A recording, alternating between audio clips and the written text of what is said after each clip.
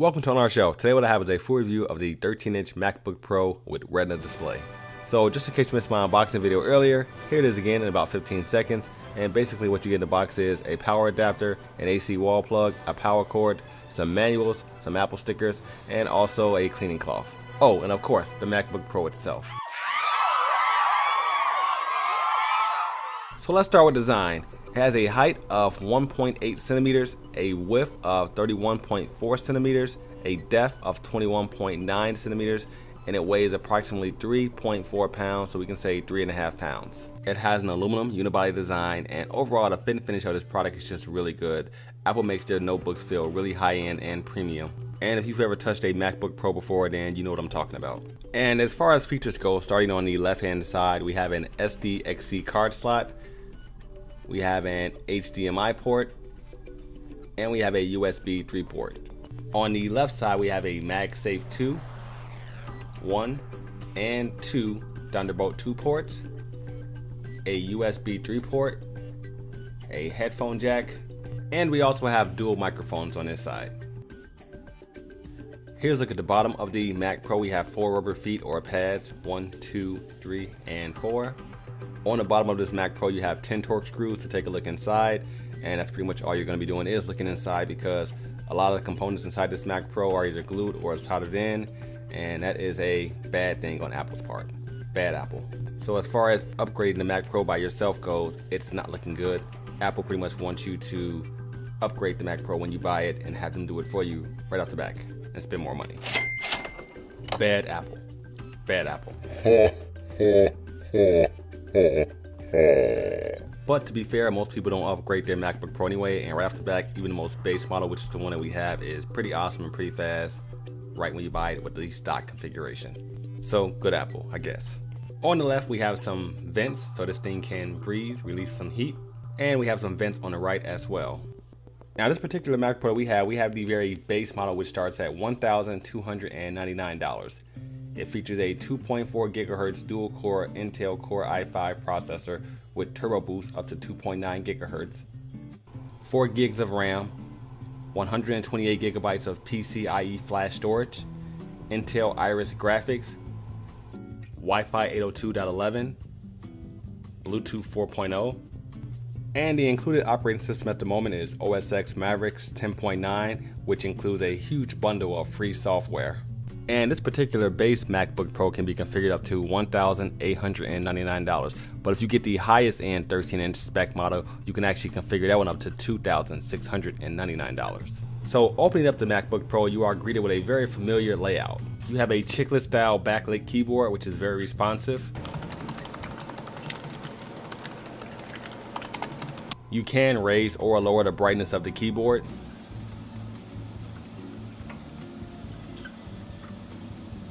And it looks really cool in a low lit area. You have a really nice trackpad. It's glass, works really well. You can do all types of multi gestures with it. So many gestures, I'm not even sure how to use all of them, but it works flawlessly. It works really well. But inside the settings menu, there's a cool little option called trackpad, which shows you how to use all the gestures on the trackpad. So if you're new to it, this will help you out a lot. You'll be a pro in a matter of, well, I don't really know, but check it out. Up top above the screen, you have a 720p front-facing FaceTime camera. And of course, you have this gorgeous display. It's a Retina display, 13.3-inch diagonal LED backlit display with IPS technology, 2560 by 1600 resolution at 227 ppi pixels per inch. And as a result, you get really crisp, clear text, great lines, great details, and you really want to just watch HD movies all day long. It just looks really good. Just have a look, see for yourself.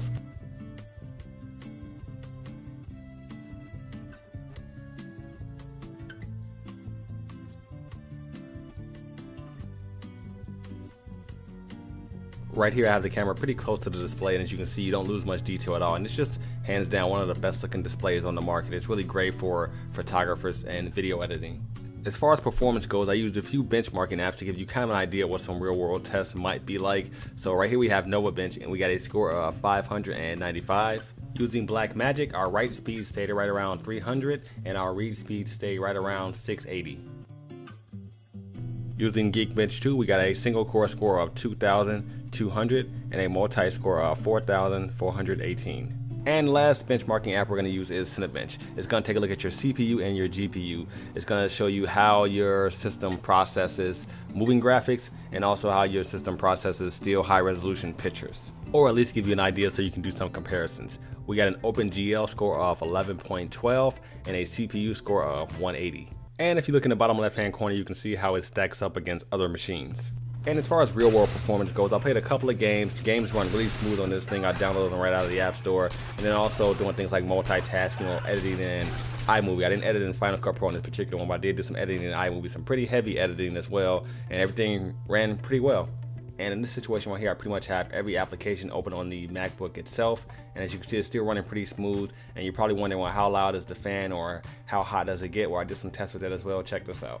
So right here with the thermometer hanging right outside the vent with 30 applications running, or right about 30 applications running, we got it up to 120 degrees. And keep in mind, that's with the thermometer right outside the vent, so it's not gonna feel nearly that hot when it's on your lap. In fact, it gets a little warm, but it doesn't feel that hot at all.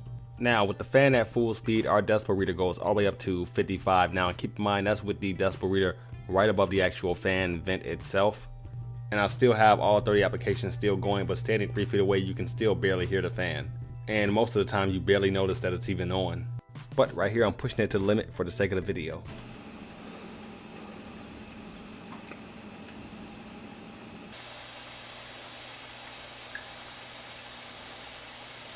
From my experience, it starts up less than 13 seconds.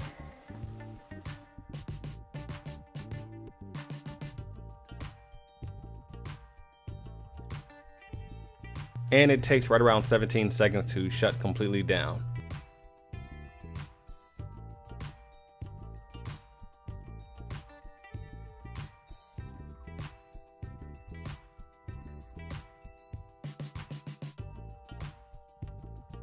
As far as battery life goes, Apple claims you're going to get right around 9 hours of doing various things, and that's pretty accurate as long as you have the brightness right around 50 to 60%.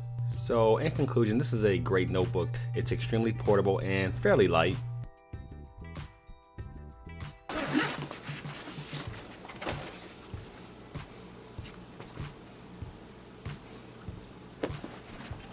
It has a MagSafe cable, so if someone runs into the cord, the entire notebook won't come down with it. It has a great screen, so reading text, watching HD videos, or looking at high resolution images is a pleasure. And if the screen is too small for you and you need a bigger real estate, you can always add an external monitor. Wireless stereo headset. Check back soon for a full review. Take care. I'll see you guys. The fit and finish of this particular notebook is really solid. There is no squeaky, plasticky sounds, unlike the plastic table that it's on.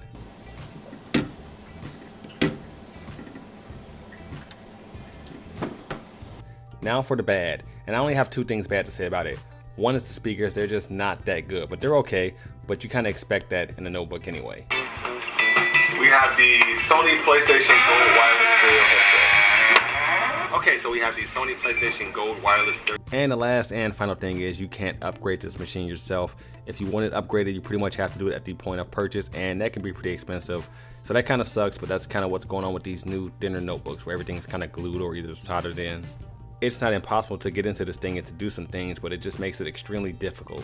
The days of just taking out a couple of torque screws and swapping things out are over with. Well, for some people. So that's been my review of the 13-inch MacBook Pro with Retina display. Take care. I'll see you guys in our next video, and thanks for watching.